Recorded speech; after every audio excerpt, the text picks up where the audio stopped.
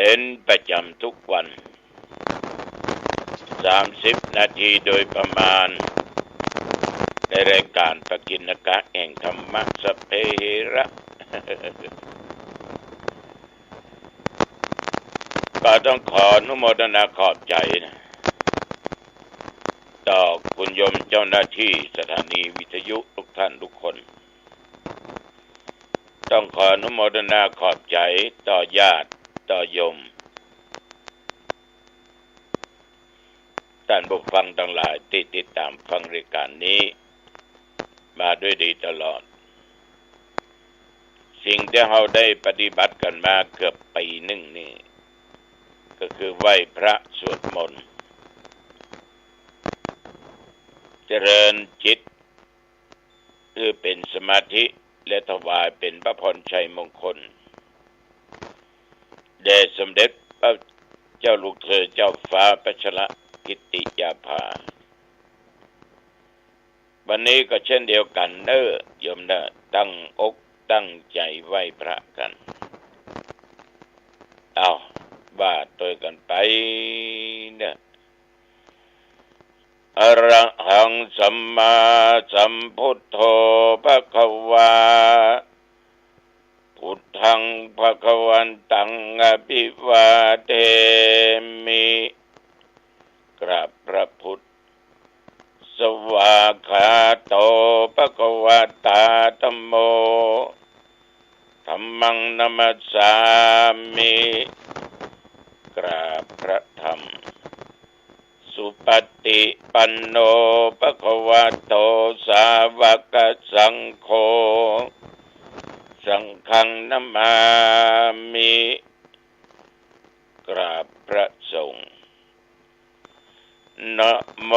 ตัสสะภะคะวะโตอะระหะโตสัมมาสัมพุทธัสสะ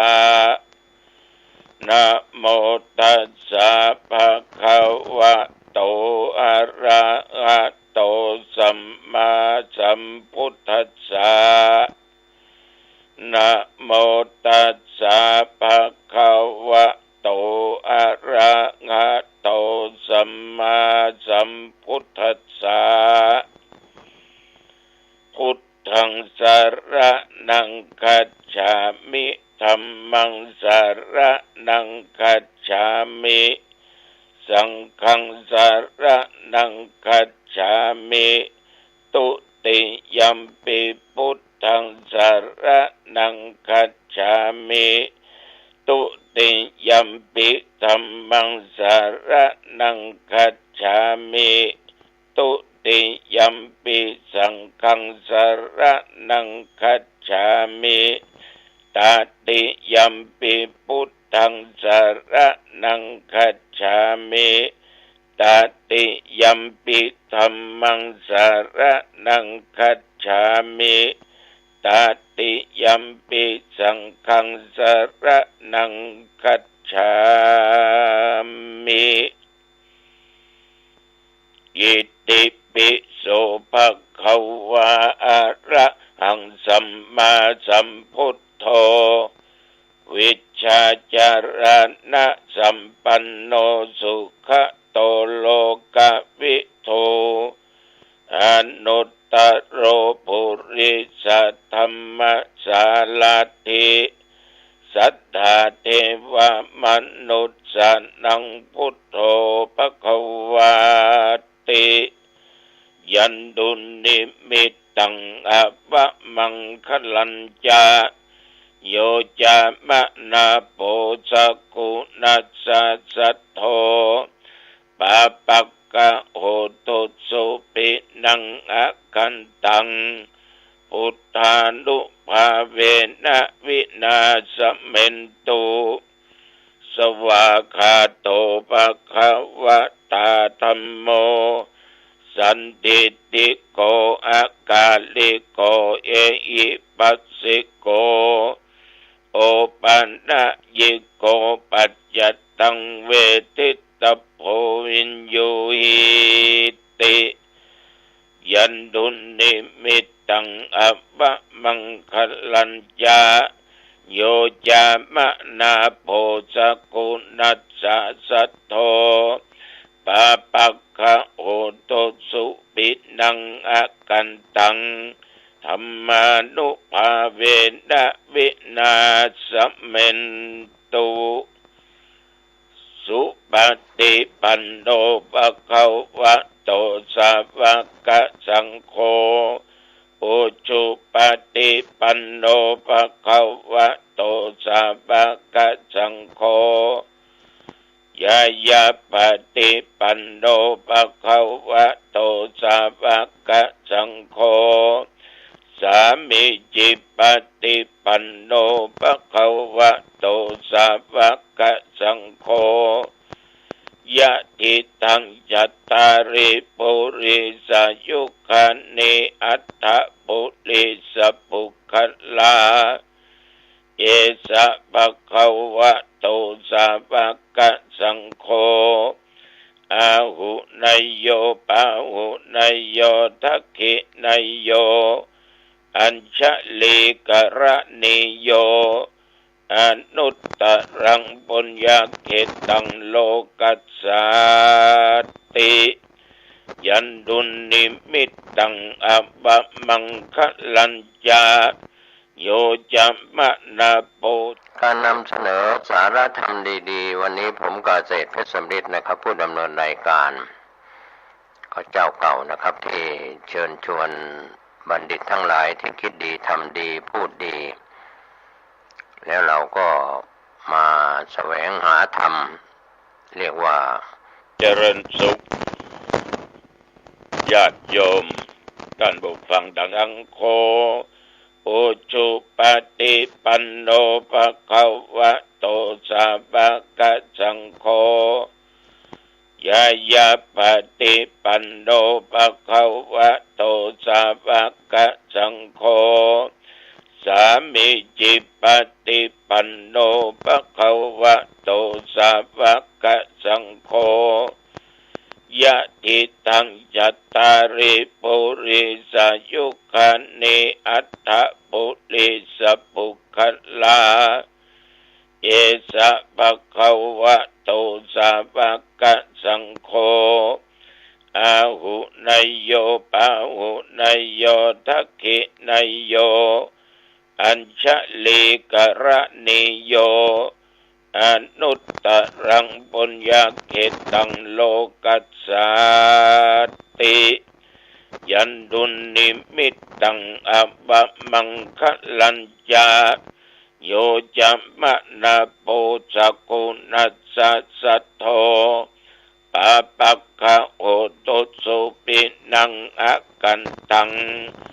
สังฆานุภาเวนะวินาสเมนตุโพชังโคสัตติสังฆาโตธัมมานังวิจโยตถาวิริยัมปิติปัสสติโพชังคาจะตถาปะเรสัมมาทุเปกขะโพชังคาสัตติเตสัพพัทธัสสินามุนีนาสัมมาทัคคตาภาวิตาภาอุลิกตาสังวัตตันติอภิญญายะนิพพานายะจะโพธิยาเอเตนะสัจจวัชเชนะโสติเตโอโตสัพพทาเอกัสสมิงสัมมะเยนะโทโมคัลลานันจักกัสสปัง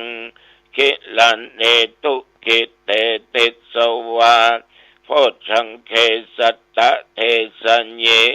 เตจะตังอภินันติตวาโรคามุจจิงสุตังคะเนเอเตนะสัจจวัชเชนะโสติเตโอตุสัพพทาเอกทาธรรมราชาปิเกลัญเยนะปิปิริโตจุนดาเทเรนะตัญเยวะปนาเปตวานะสาทลัง สัมโมทิตวาจะอาภาธาตัมหาวุธาสิธานะโสเอเตนะสัจจะวัชเชนะโสติเตโอตุสัพพทาปะยินาเตจะอาภาธาตินนันนัมปิมะเยสินังมัคคะอัตตะกิเลสาวะปัตตานุปติตัมมะตังเอเตนะสัจจะวัชเชนะโสติเตโอตุสัพพทาภวตุสัพพมังคลังรักขันตุสัพพเทวตาสัพพพุทธานุภาเวนะสัทธาโสติภวันตุเตภวตุสัพพมังคลังรักขันตุสัพพเทวตาสัพพธรรมานุภาเวนะสัทธาโสติภวันตุเตภวตุสัพพมังคลังรักขันตุสัพพเทวตาสัพพสังฆานุภาเวนะสัทธาโสติภวันตุเตโดยบทพุทธานุภาพธรรมานุภาพสังฆานุภาพบทสาธยายมนต์พุทธังคะปริตอันศักดิ์สิทธิ์ด้วยจิตอันเมตตาอาตมภาพขอถวายเป็นพระพรชัยมงคลแด่สมเด็จพระเจ้าลูกเธอเจ้าฟ้าพัชรกิติยาภาขอให้พระองค์จงทรงหายจากอาการพระประชวรมีพระสุขภาพพระมัยอันแข็งแรงมีพระชนมายุยิ่งยืนนานได้120 พรรษายิ่งขึ้นไปขอถวายพระพรว่าบัดนี้ฝนนั้นก็ไปตกทางภาคใต้น้ำท่วมน้ำหลากพี่น้องหลายจังหวัดหลายอำเภอหลายหมู่บ้านบางที่ก็เพียงอกบางที่ก็เพียงเอียวทำให้พี่น้องเพื่อนร่วมโลกร่วมชีวิตเดียวกันได้รับความเดือดร้อนทั้งเอานี่ก็ระมัดระวังไว้มันจะเกิดขึ้นเมื่อใดไผ่บ่ฮู้นับตั้งแต่ตะวามาจนถึงประเดี๋ยวนี้24 ชั่วโมงตะวานี้ญาติโยมท่านผู้ฟังทั้งหลายตั้งเชียงใหม่เฮามีรายงานฝนตกหนองตองก็มีรายงานฝนตกใกล้เคียงกับลมอย่างก็บ่แห้งแต่ว่าแดดออกก็ร้อนอยู่23 องศาปัจจุบัน33 องศาปัจจุบันนี้17 องศานะญาติโยมเนอะแต่ว่านี่7 โมงป่ายก็ออกจากวัดไปในกิจและหน้าที่ของตัวเองคณะสงฆ์ภาค7อันมีพระเดชพระคุณหลวงพ่อพระพรหมเสนาบดีรองภาคเจ้าหน้าจังหวัดรองจังหวัดเจ้าหน้าอำเภอรองอำเภอเลขานุการจัดประชุมกันที่วัดป่าแดงป่าไม้แดงวัดเจ้าคณะอำเภอเป็นอำเภอชัยประการหรือว่าวัดของหลวงปู่ครูบาบุญเย็นวัดพรหมมหาราชอาตมาภาพเดินทางออกจากนี่กินข้าวเจ้าในรถแหละ แบบสะดวกสบายนะกินข้าวเจ้าในรถก็ ค่อยๆไปนะญาติโยมเพราะมันต้องมีทางที่จะไปถึงอยู่หั่นแล้วเป้ามันมีอยู่แล้วว่าจะไปอำเภอชัยประการไปประชุมเนี่ยก็แวะตำปั๊มน้ำมันแม่แตงพ่องเชียงดาวพ่องขับถ่ายเอาของรู้ของเสียของตรงไหนออกไปอย่างแล้วก็วิ่งไปจนถึงเขตอำเภอชัยประการก็ไปแวะปั๊มน้ำมันก็11 โมงปลายละก็เลยขยมไปซื้อของกินของว่าข้าวเหนียวให้2-3 ถุงของกับอย่างเดียวนั่งฉันในรถดื่มในรถขับถ่ายของเก่าออกเหียได้เวลาสมควรก็เดินทางออกจากปั๊มเดี๋ยวซ้ายเข้าไปสู่วัดป่าแม่แดงหรือวัดพระพรหมมหาราชญาติโยมทั้งหลายแต่ว่านี้3 จังหวัดแม่ฮ่องสอนลำพูนเชียงใหม่นัดประชุมกันที่หั่นก็ไปถึงเพิ่นก็กำลังฉันเพลกันก็มีฉันอิ่มแล้วก็มีแต่ไปดูแต่ว่านี่ที่ลงฉันนะกว้างขวางใหญ่มากเป็นอาคารใหม่ก็ตัวเจ้าฉันเสร็จเด็กนักเรียนนี่หลาย10 คนที่เป็นขอไปช่วยงานครั้งนี้ตลอดแม่บ้านพ่อบ้านแล้วก็นั่งกินข้าวกันเป็นระเบียบเรียบร้อยเดี๋ยวก็ไปล้างถ้วยล้างจานกันเนี่ยจะมาก็ขึ้นสู่วิหารหลวงเปิ้นก็เป็นจัดประชุมกันที่หั่นลงทะเบียนเรียบร้อยก็ไปนั่งเที่ยงกึ่งก็เดชพระคุณหลวงพ่อพระพรหมเสนาบดีก็ขึ้นมาหลวงพ่อพระธรรมเสนาบดีเจ้าคุณเทพวัดปากน้ำนอกนั้นก็เจ้าคณะจังหวัดรองจังหวัดเจ้าหน้าอำเภอรองอำเภอพร้อมกันเจริญพุทธมนต์เจริญสมาธิภาวนาถวายเป็นพระราชกุศลแด่สมเด็จพระวชิรเกล้าเจ้าอยู่หัวคือพระองค์ด้านนั้นมีพระชนมายุได้72 พรรษา72 ปีเป็นเกิดวันที่28 เดือนเนี้ยเดือนกรกฎาคมแต่ว่าทุกวันที่28ของทุกเดือนคณะสงฆ์จะเจริญพุทธมนต์เจริญจิตภาวนาถวายเป็นพระพรชัยมงคลแก่ของพระองค์ท่านแต่ว่านี้หลวงพ่อพระพรหมเสนาบดีนำสวดจบเรียบร้อยก็มีการเปิดการประชุมคณะสงฆ์ภาค 7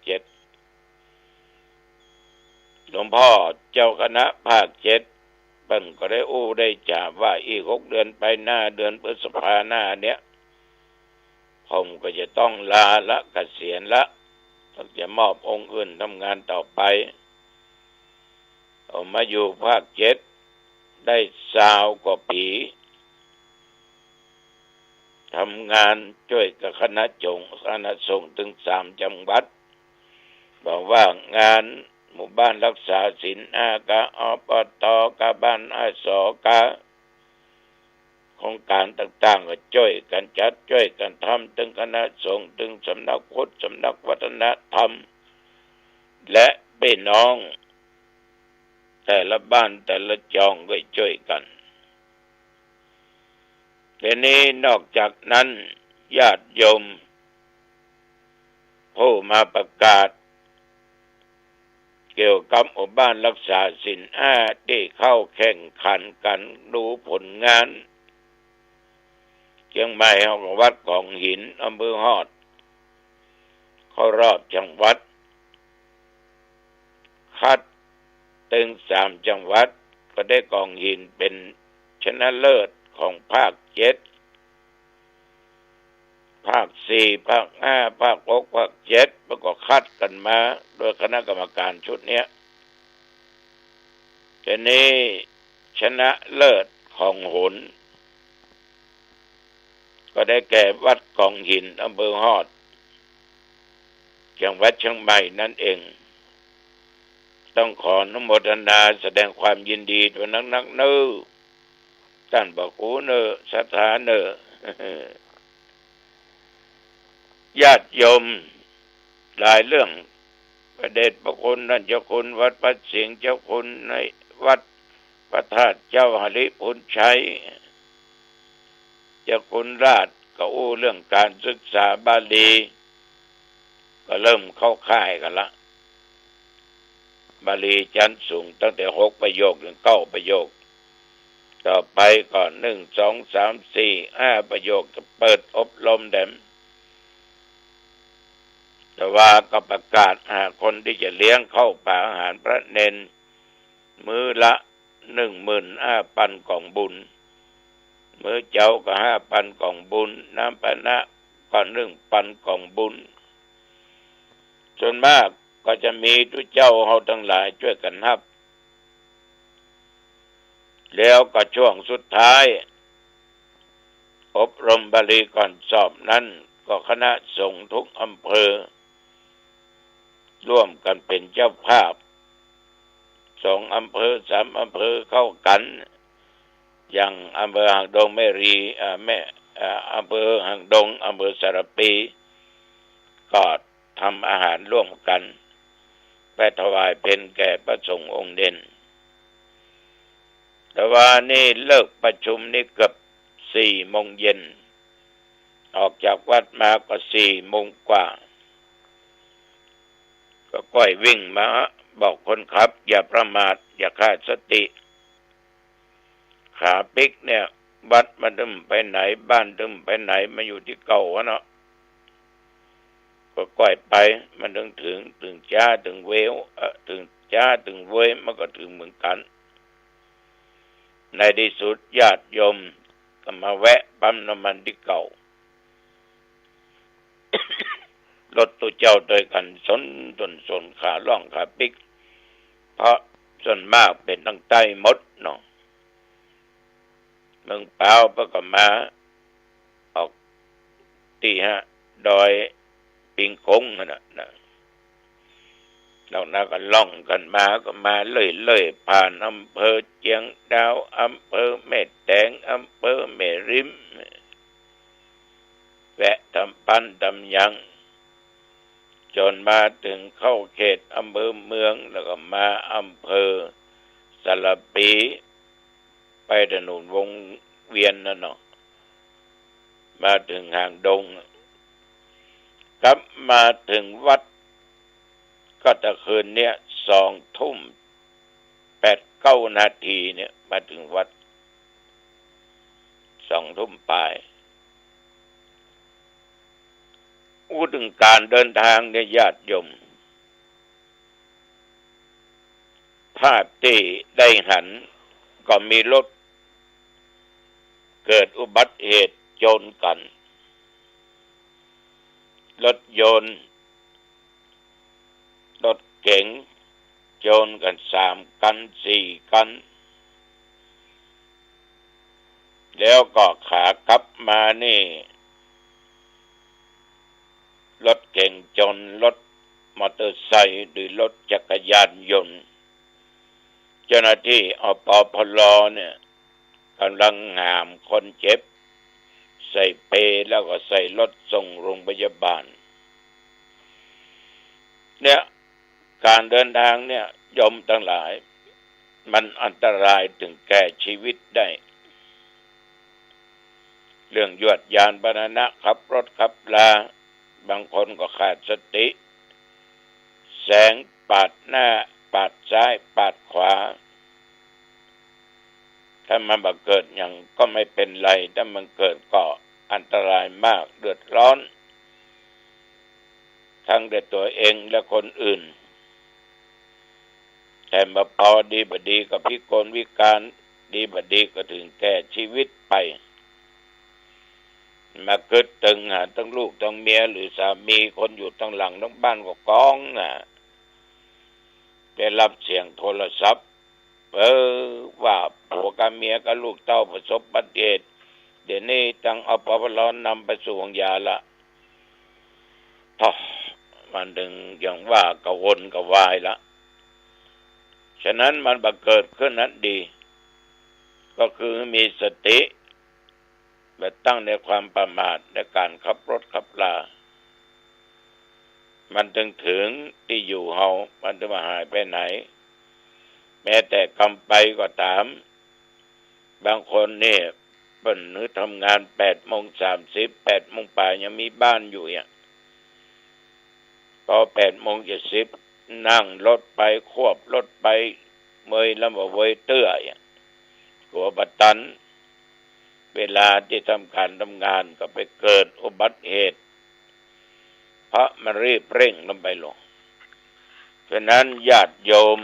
ท่านทั้งหลายจะไปที่ไหนต้องเตรียมพร้อมทุกสิ่งทุกอย่าง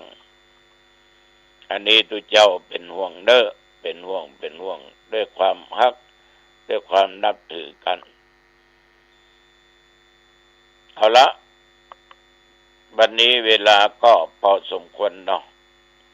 อายุวันโนสุขังพลังพบกันใหม่โอกาสหน้าเจริญพร